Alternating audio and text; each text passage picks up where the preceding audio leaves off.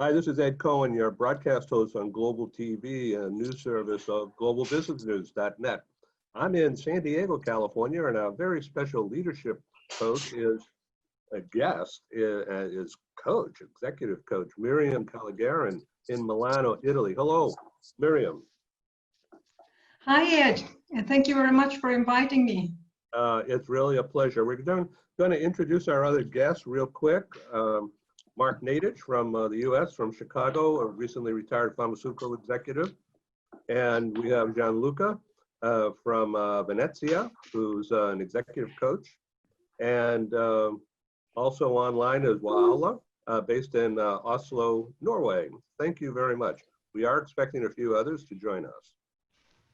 This is broadcast live right now around the world, and it's also going to be recorded, a little bit of editing, and then posted on globalbusinessnews.net and linked to our new YouTube channel, which will be announced soon. Right now, we're keeping it a big secret until we're ready. But let's begin with Myriam. Welcome, and thank you for helping us understand how to unlock a company's or organization's potential during this crazy economic time. Hello, Myriam, please take the stage. Yes, hi, thank you very much, Ed. Well, these are really challenging times. And a few weeks ago, I read an article in the New York Times. It said, in times like these, leaders either grow or they swell. What does that mean? They either grow out of their weaknesses and rise to the challenge, or all of their worst weaknesses swell to a new level. And this is something that really impacted on me, because this is exactly what I am seeing, what I have been witnessing now over the past months.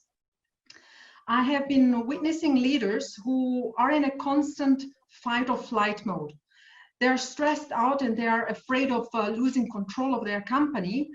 And they are adopting an even stronger top-down approach. So, they want to save their company. They feel the weight of responsibility, but they're totally focused on the numbers. And this is really causing a big problem for their employees, because they want their employees to execute the strategies in a fast way, an effective way, but very often the strategy is unclear to the employees. The employees are frustrated because they are lacking communication. They are not really connected with the leader. They are they don't really have a clear vision.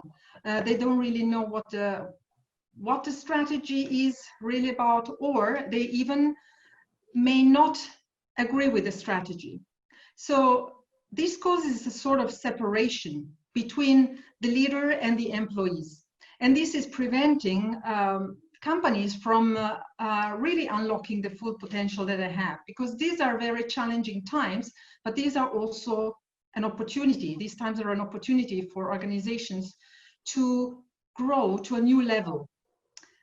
Because on the other side, we have the other kind of leaders, the ones who grow to the challenge, they rise to the challenge. And they are the leaders who are standing out through their empathy, through their ability to connect with their employees, to make them feel, to create this emotional connection. And this is not the only thing, actually. It's not just this emotional connection that they're managing to create with their people, this bonding that they're creating. It's also that they are managing to engage the people in identifying solutions for coming out of the crisis.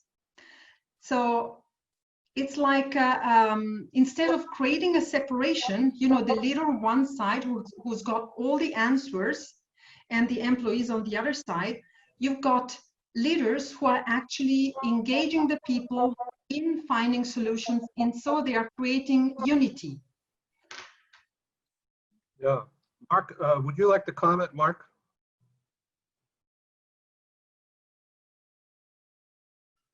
Mark Nadich. Sorry, yeah, sorry, just unmuting. Yeah. I got a little noise in the background, so I want to be sensitive to that. I think it's terrific comments. I think that the thing I really connect with is this empathy, right? The importance of empathy, and the work that some of the work that I do with organizations as well as individuals, this focus on humility and authenticity, not having the answers, not having the the perspective. So I think that's really important. And I'm going to get off because my dog wants to say hello to everyone. Yeah, he Sorry was. about that. Yeah. So, what are the dimensions? What are the special dimensions that you can help us understand this better with? Mm-hmm. Yes. Well, the dimensions that I'm referring to are the leader. The leader is one dimension, the business is another dimension, and the people are a dimension. So very often leaders focus on the organization, on the business side of the organization, actually, basically. But when you focus too much on the business, the people suffer. You know, the people suffer and the leaders suffer. So at a certain point, you may even lose the best people if you focus too much on the business and lose sight of the people. If you focus too much on the leader, the business suffers and the employees suffer. And if you focus too much on the people, the business can suffer and the leader as well. So you really need to have this synergy and this alignment and a continuous consideration of the needs of these three areas, these three dimensions. Oh, thank you very much. Okay, I want to welcome your friend Gianluca to comment or ask a question. Yes, I'm working with, for example, managers who are going to change the jobs. For example, they usually stress the need to put more attention on connection, on humility and connection, in order to be able to provide their expertise and their skills in a way that is not created tensions with people and in relations. So I very much agree with Myriam. Great, thank you very much. Thank you very much. Thank you. Okay, Wala, would you like to ask a question or comment on this?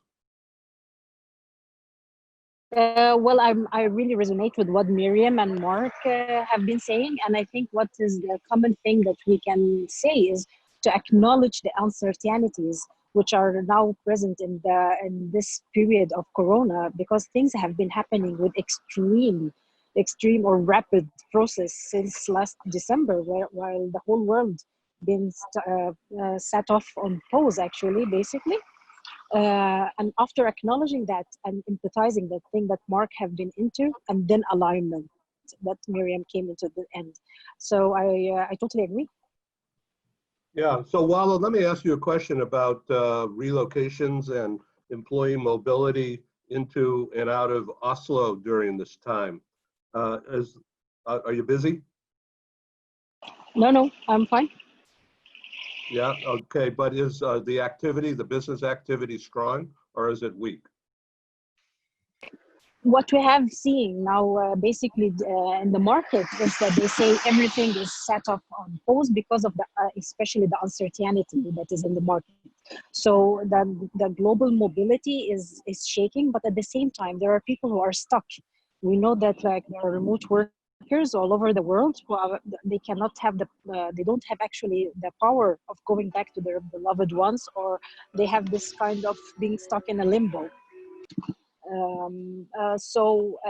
And they need also that kind of to take care of them. We see actually from statistics that people are really suffering emotionally more during Corona than before this crisis.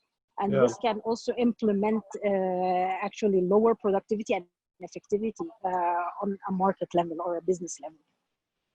Yeah, okay. Well, thank you very much for that. Mark, and if we go back to you while we can here. Sure. let's ask you about what you're seeing with your executive clients right now. It seems like there's so much confusion going on, but I think the reality, and I'm just speaking about myself, that I see the reality is that company leadership, particularly CHRO level in the U.S., they know what they're doing, and they've got it figured out. And it's a matter of communicating what they're doing to keep motivating, unlocking, as Myriam says, unlocking the energy, unlocking the engagement. I'm going to stop talking. Mark, can you add? I think the thing that, as I talk to individuals every day is, and it sounds really basic, but this concept of truly listening and being present. And there's so many distractions right now for everyone, and it's a challenge because, you know, a few months ago, some people didn't even know what Zoom was, right? And now you might be on 8 or 10 of those calls, right, in a day, and or more, and you're trying to balance that with all of your other aspects of your life, and they're right there in front of you, you know. And so I think just, you know, when leaders truly are listening and checking in, and not just saying, how are you doing, but saying, and then what? Tell me more, you know, because, you know, just at least in America, we say that all the time. How you doing? I'm fine. Everything's fine, right? No. Tell me, how's it going? Tell me specifically what's happening. And I think being able to ask those additional questions just for inquiry, you know, you learn so much from it. And we're also, you know, we're in a crisis, at least in our country, and in other ways too. So, you know, it's so important to be able to take the time to truly listen to your people and your teams, and have them spend time talking too. So Myriam, what's the shift? What's the shift towards motivating everybody to do better, work better? Can you go deep in that? What's the shift? Yes, well, the shift is something we touched on earlier during this conversation, and it's actually the shift from a self-centered leadership style to a participatory leadership style. So, and it's also a shift from a business-focused business or leadership style to a people-centric leadership style, because of the fact that you know, there cannot be any business without people. You know, we tend to look at business, we think business is everything, but you can't have business without people who produce something, who sell something, or who buy something. And at the same time, you can't have a leader without followers. But to a certain extent, there has been this idea that leaders are, you know, the ones who decide everything, as we said before, who got all the answers. But now we are realizing that this is not possible anymore, because we are realizing that we are all connected, and even an organization is a living organism. And so there is the need to integrate all of even the knowledge of the people, the know-how, the intelligence, the collective intelligence of the people, in order to also come out of the crisis. And yeah, you know what? It's not a political statement whatsoever. Not political. It's all business. But it seems like there's a bottom-up approach, and in other words, listening to the people. You know, of what's in their life. You know, they want to participate. They want to grow. They want to help the company. But boy, everyone's having personal issues now, right? Yes, you know, I can just share a short story about some heavy floods that happened in Thailand a couple of years ago. So there was this company that had a warehouse that was completely flooded. And what happened was that all the employees they worked day and night to empty the warehouse, so to take care of the warehouse, and nobody had asked them to do it. They did that, freely. And why did they do that? They did it because they cared. So they had this sense that what they did mattered to them and to everyone else. Yeah, very interesting. Yes, and this is this aspect, of participating, of feeling that you are the company, and what you do matters, and that your boss cares about you and sees that you matter, and that's this, that's what creates this partnership between the leader and the employees. So it's a different way of seeing leadership. Yeah. So, Mark, this is also true in pharmaceutical, right? Absolutely. I think, again, the concept of really engagement and having humility. Success is not based on an individual. Success is based on the organization. And when you create an environment where people have that deep commitment to the purpose and the mission, and you create an environment as a leader that says, I care first and foremost about you and how you're going to operate and how I can support you. It's not about telling people what to do. It's helping them be their very best every day. And that comes down to, I so much believe in this humility. A humble leader is focused on the team and the organization and the purpose and the mission. Leaders that have a large ego, if you want to call it that, are focused on themselves, are focused on what they are getting from it. And I think more than ever, at least in my 35 years of working, it's so important that we need to be able to understand that's how success is. Success is always about being in a team environment. And when you create that, as Myriam said, this is the great test for great leaders. And it also shows very clearly what poor leadership looks like. It's very obvious.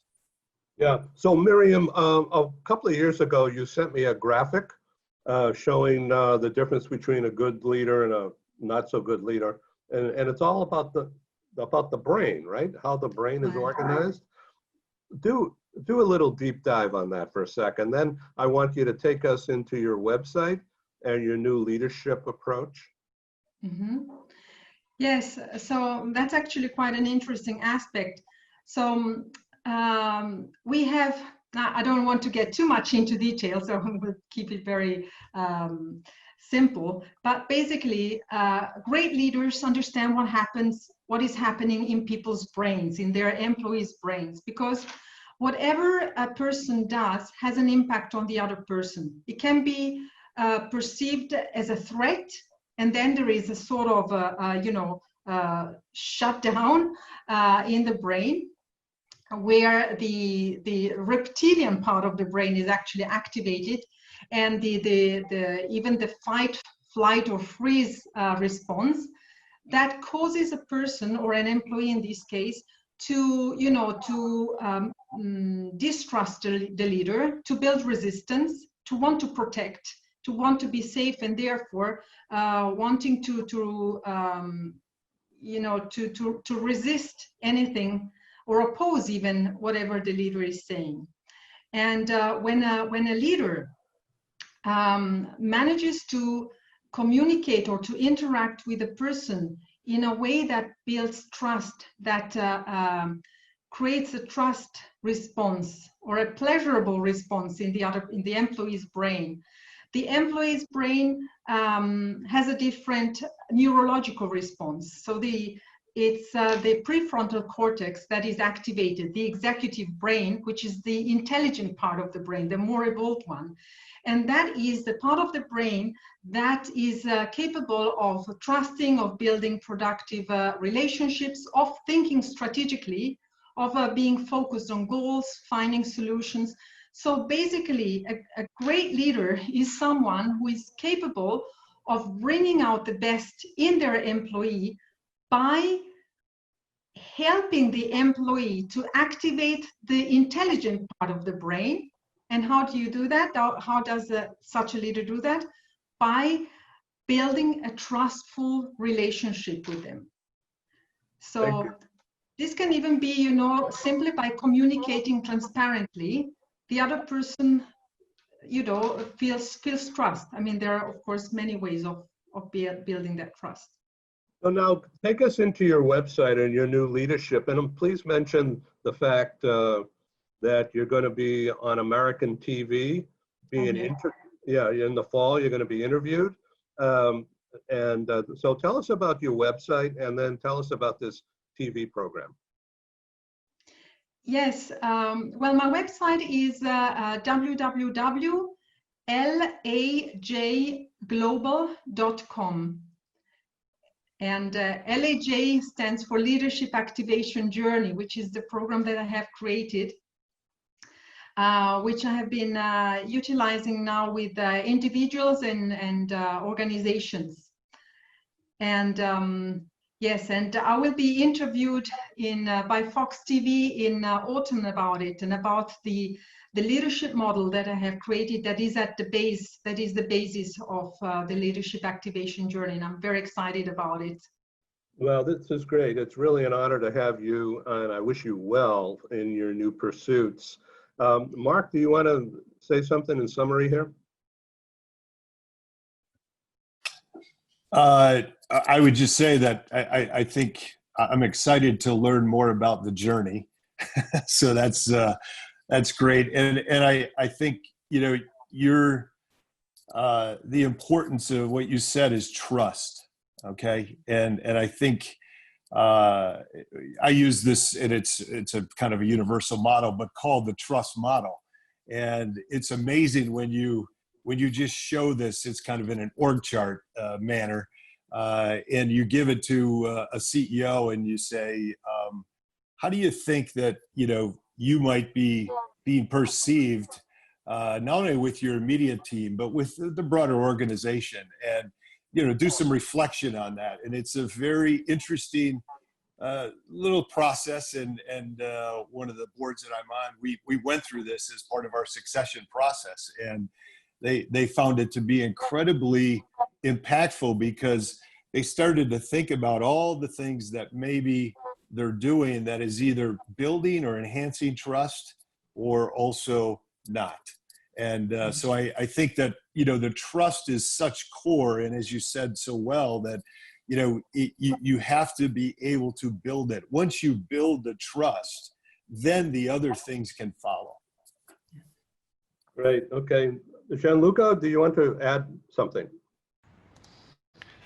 Yes, I think that this is a real empowering tool to help people in make out the best of themselves in the job, and I think that it's really the way to have the best from companies, from people on the job, and within their relationships on the job. So it's very, very, very good, Myriam. My compliments to Myriam. Yeah, well, thank you for participating. Wala, would you like to add something? Actually, I'm so excited to know more about Myriam's work, and I think I learned a lot today from you, Myriam, as well as something that is really valuable is that also that we will be getting out of Corona is what we are saying about how leaders are going to tackle their employees, and being that passionate, empathic leader will actually show on the long term its effect, also how they apply it on their employees, will show effectiveness and return on investment. So thank you for the good work you're doing. No, thank you for being on the show, Wala. So Myriam, what is your website again? Let's make sure people understand how to get there. It's lajglobal.com. Yes, exactly, yes. All right, that's great. All right, well, thank you for being our very special guest today on Global TV Talk. Very much welcome you and wish you wonderful success going forward. And I invite you to come back on and give us an update. Mark, thank you again for being involved. Gianluca, nice to meet you. I just want to say that tomorrow, which is June 30, from 7:30 Pacific and That's 6:30 or 18:30 in Dubai. We're going live from Dubai. We're interviewing the HR director from Coca-Cola for UAE. And along with him, Sandrine Bardot, which is recognized, she is a recognized expert in international compensation and benefits, having worked for Mubadala and Microsoft Europe and some other companies. So that's tomorrow. It's free access here on Global TV. And I thank you all again for being our guests on this talk show conference. This is Ed signing off from San Diego. Mark in Milwaukee, I think. Yep. Thank you. Lucca in Venezia. Wonderful. And Myriam, all the best to you. Thank you so much. Thank you, Myriam. And to you too. Okay. Yep. Thank you, everyone. Bye-bye. Signing off. Bye-bye.